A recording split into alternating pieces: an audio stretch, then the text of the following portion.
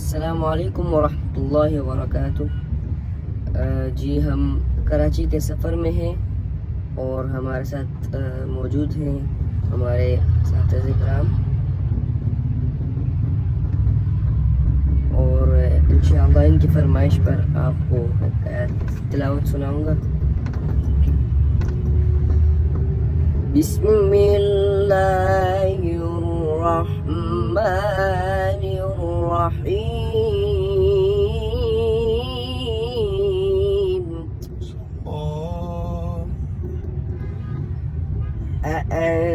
أأنتم أشد خلقا أم السماء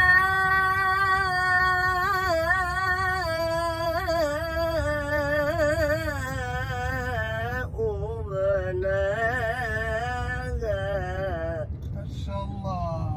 الله رفع سمكها فسواها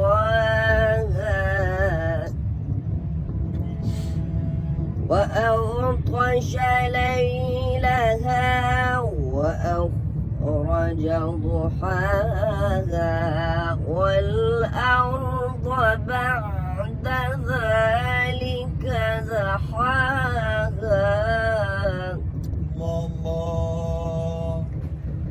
أخرج منها ماءها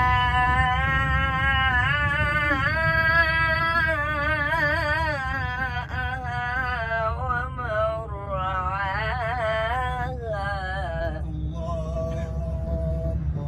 والجبال أرساها متاعا لكم ولأنعامكم